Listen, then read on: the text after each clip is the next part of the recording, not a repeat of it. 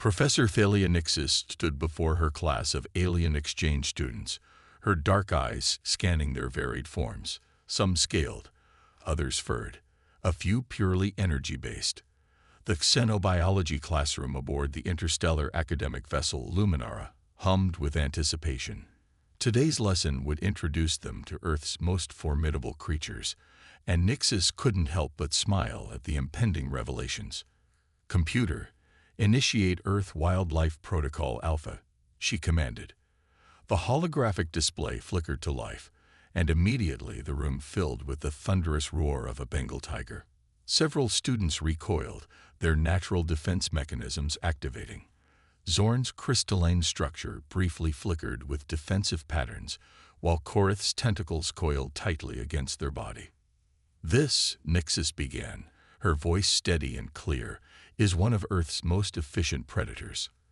The Bengal tiger, approximately 200 to 260 kilograms of pure muscle, armed with claws that can disembowel prey in seconds, and capable of running at speeds exceeding 60 kilometers per hour.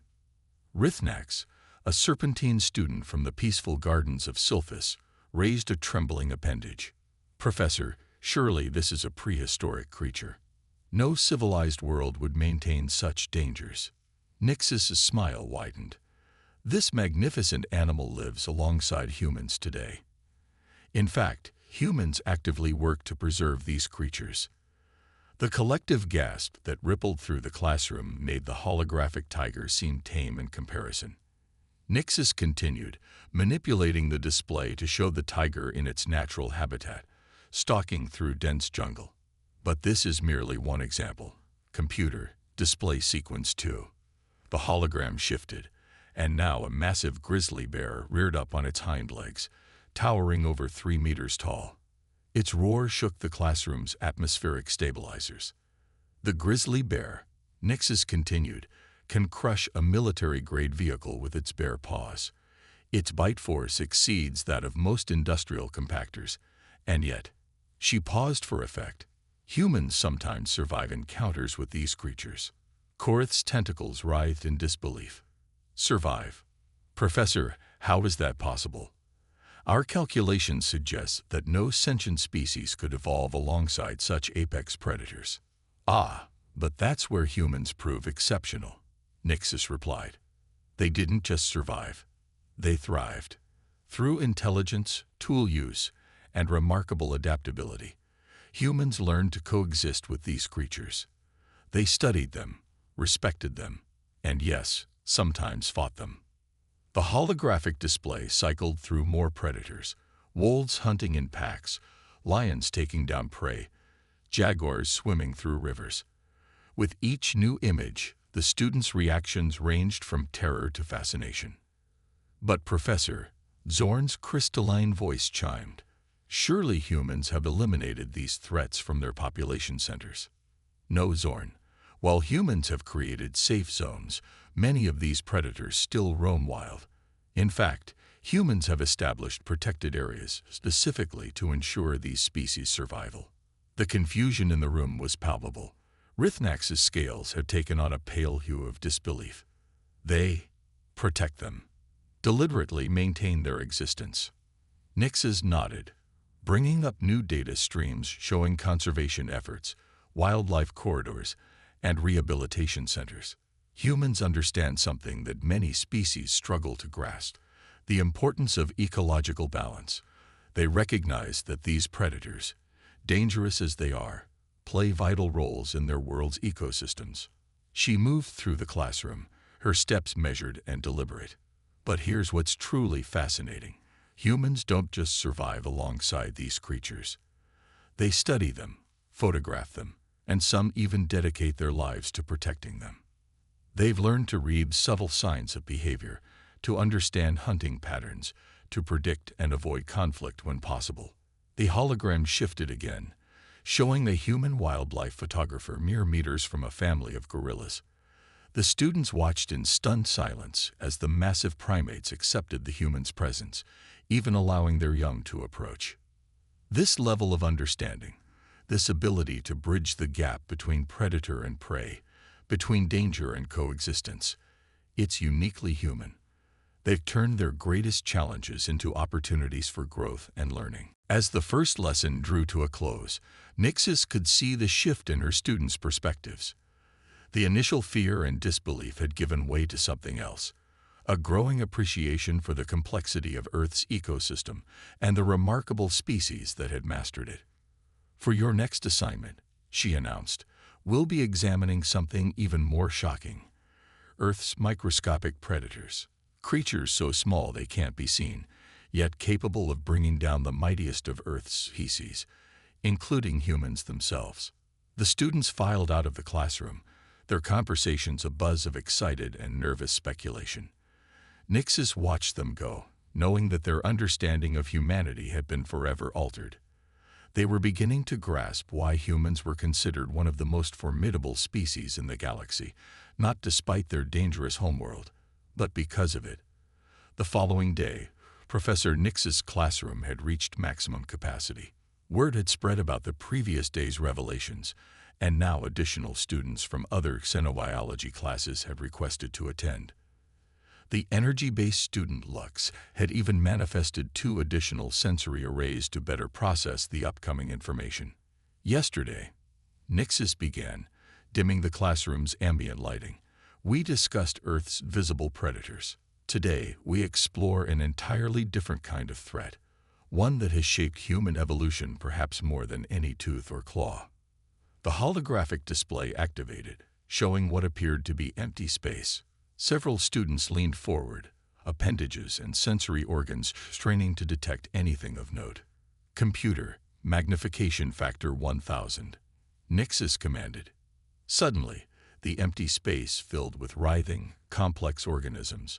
Bacteria, viruses, and parasites danced across the display, their alien forms more bizarre than any macro-predator they'd seen before.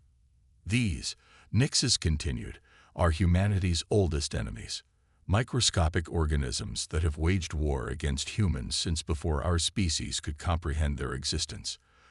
This particular specimen is Yersinia pestis, the bacteria responsible for the Black Death, which once killed more than 1/3 of Europe's population.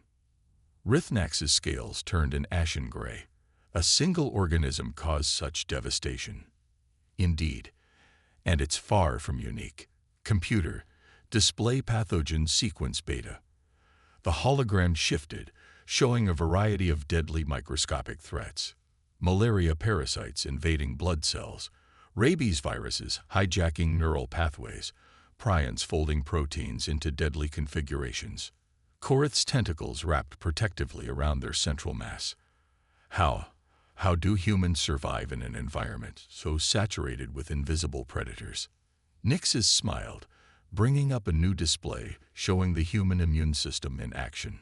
Through one of the most sophisticated biological defense systems in the known galaxy, human immune responses are remarkably adaptive, capable of recognizing and fighting off countless different threats.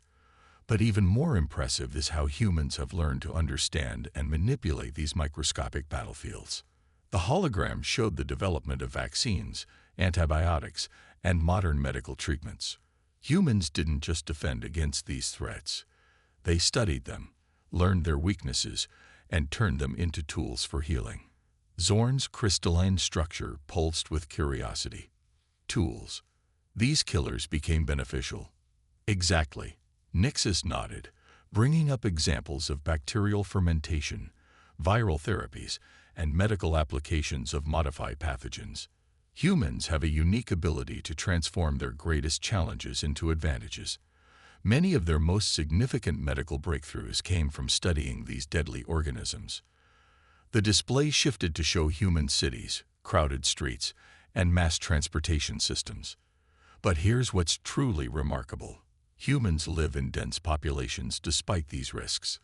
They've developed social structures, hygiene practices, and medical systems that allow billions to coexist in environments teeming with potential pathogens. Lux's energy form flickered with realization. They don't just survive these threats, they thrive despite them. Better than that, Nixis replied. They learn from them. Every pandemic, every new pathogen, has pushed humans to develop better defenses, more sophisticated treatments, deeper understanding.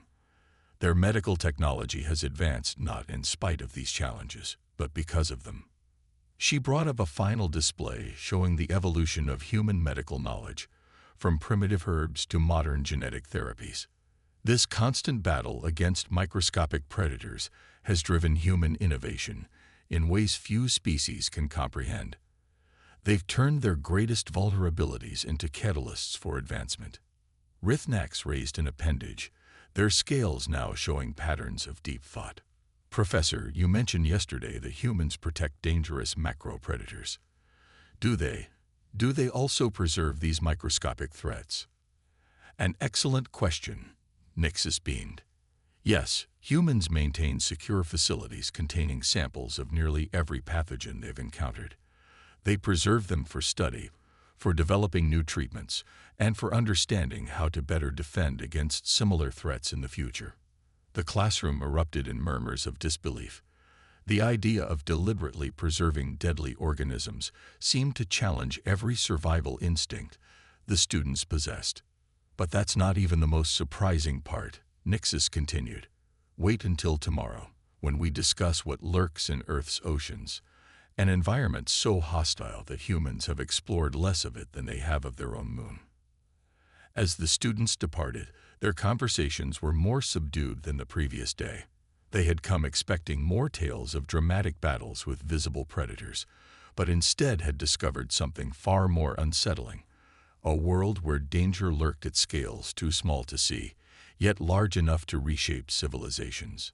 Nixis watched them go, knowing that tomorrow's lesson about marine predators would challenge their understanding even further. After all, nothing quite captured the essence of Earth's deadly nature like the creatures that had evolved in its lightless depths. Third day brought a change of venue. Professor Nixis had arranged for her class to meet in the Luminara's aquatic simulation chamber, where holographic projections could be experienced in 3 dimensions, complete with environmental effects.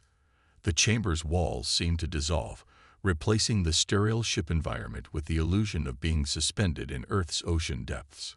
Today, Nixis' voice echoed through the chamber. We dive into Earth's most alien environment, our oceans. Computer, initiate deep-sea sequence alpha. The ambient light dimmed until the students could barely see each other. A massive shape moved through the darkness, its length greater than the Luminara's main hull. The great white shark materialized, its dead black eyes and rows of serrated teeth causing several students to instinctively retreat to the chamber center. This, Nixis explained, is what humans consider a normal ocean predator. The great white shark has remained virtually unchanged for millions of years, so effective is its design for killing. Zorn's crystalline structure vibrated with tension. Surely humans avoid these waters. A subtle smile crossed Nixis' face as she adjusted the display. Now they could see humans in diving cages, studying the sharks up close. Other images showed researchers free diving with these predators, protected by nothing more than their understanding of shark behavior. Humans not only enter these waters, but they've also learned to predict and interpret shark behavior. They study them, tag them for research, and yes, sometimes even touch them. Korith's tentacles curled in distress. Touch them. Willingly. Indeed, but sharks are merely the beginning. Computer, activate deep-sea sequence beta. The environment shifted, plunging them deeper into the abyss. Strange, bioluminescent creatures drifted past. Anglerfish with needle-like teeth, giant squid with eyes the size of dinner plates, and creatures that seemed to defy biological understanding. These waters cover most of Earth's surface, Nixis continued. Humans have explored only about 5% of their ocean depths. The pressure at these depths would crush most spacecraft, yet life thrives here, life that humans study despite the extreme dangers. The hologram shifted to show human submarines and deep-sea research vessels. They build machines to withstand the pressure, to illuminate the darkness, to study what lurks in these depths. And what they found. She paused as a colossal squid wrapped its tentacles around a submersible, has only fueled their curiosity. Lux's energy form pulsed with a new frequency. "Professor, how do humans navigate such hostile waters? Surely they've developed some form of superior technology." "Actually," Nixus replied, bringing up images of human swimmers, surfers, and divers.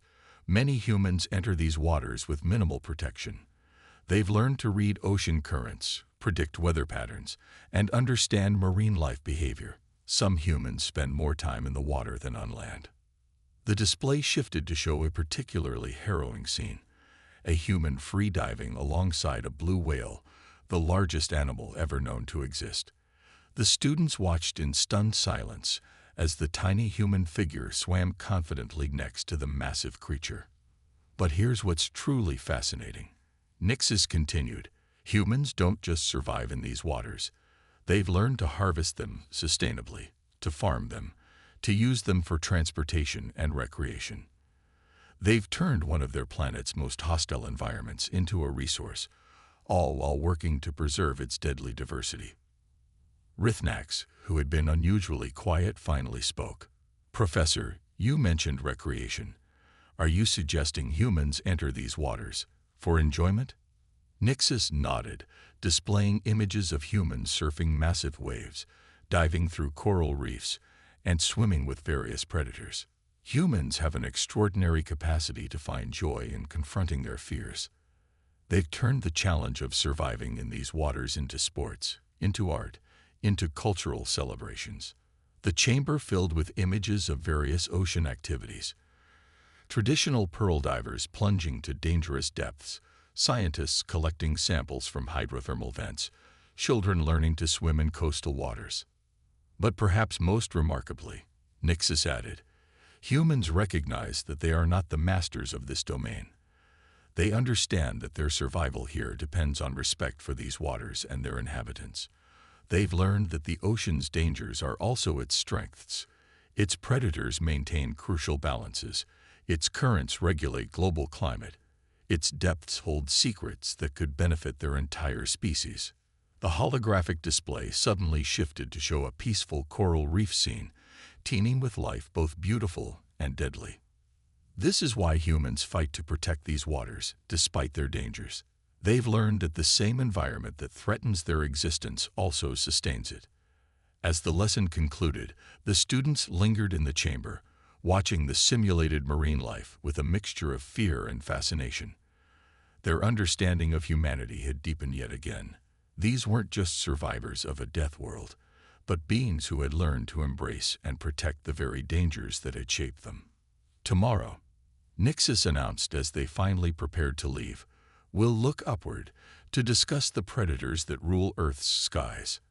And you'll learn why humans, despite evolving as ground-dwelling primates, refuse to let these aerial hunters keep them earthbound." The students departed, many still mesmerized by the oceanic displays. They had entered expecting tales of marine monsters, but instead had discovered something far more profound: the story of how humanity had turned Earth's most alien environment into another frontier for exploration and understanding. The fourth day found Professor Nixus's class in the Luminara's orbital observation deck. Through the massive viewport, Earth's curved horizon provided a dramatic backdrop as holographic projections of flying predators soared through the chamber. Humans, Nixus began, weren't content with mastering the land and seas. Despite lacking wings, despite evolving as ground-dwelling primates, they looked to the skies and saw another frontier to understand. A massive eagle materialized in the center of the room, its wingspan casting shadows across the students' faces. The projection showed the bird diving at speeds exceeding 200 kilometers per hour, its talons extended toward prey. "Golden eagles," Nixus explained, "can exert enough force with their talons to pierce thick bone. They've been known to knock mountain goats off cliffs and lift prey weighing as much as a human child."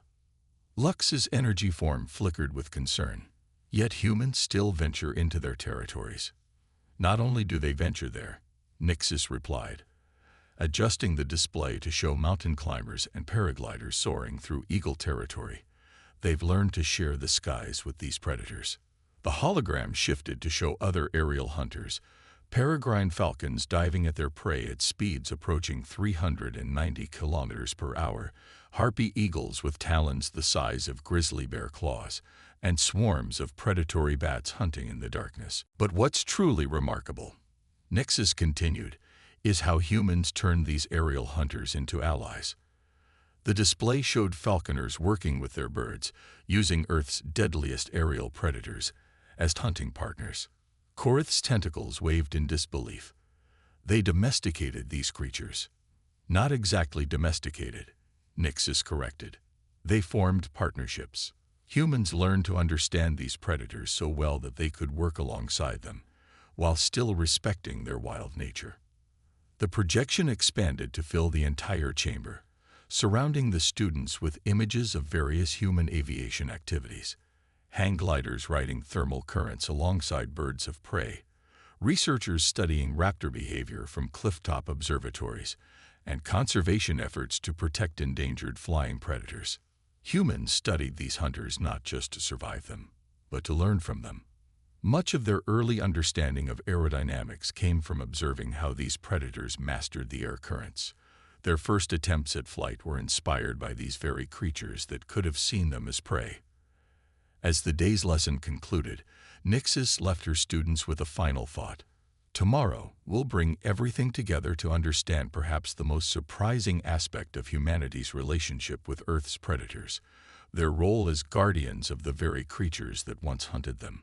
For the final day, Professor Nixis gathered her students in a special biodome aboard the Luminara, designed to simulate Earth's various ecosystems. The chamber shifted through different environments: rainforest, savanna, tundra, desert, each teeming with holographic wildlife. Over the past week, Nixis began, you've learned about Earth's predators, the visible and invisible, the terrestrial and aquatic, the aerial hunters that rule the skies. But today, we discuss something that many species find even more remarkable than humanity's survival among these creatures. The biodome settled on a scene showing human conservation workers tending to injured predators, researchers tracking wolf packs, and marine biologists tagging sharks. Humans have become the guardians of their world's most dangerous creatures, not because they had to, but because they chose to. Rithnax's scales shimmered with confusion. But why protect what once threatened them? Because humans understand something fundamental about their world, Nixis explained, expanding the display to show entire ecosystems. They learned that every predator, every dangerous creature, plays a vital role in maintaining the balance that keeps their planet alive. The holographic display showed the cascading effects of removing predators from ecosystems, exploding herbivore populations, dying vegetation, collapsing food chains. But it's more than just ecological understanding, Nixis continued. Humans recognize something of themselves in these predators: the drive to survive, to adapt, to thrive against all odds. They saw that the very challenges these creatures presented helped shape humanity into what it is today. Zorn's crystalline structure pulsed with new understanding. They preserved these dangers as a reminder of their own journey. Partly, Nixis nodded, but also because humans have learned that true strength isn't about eliminating all threats.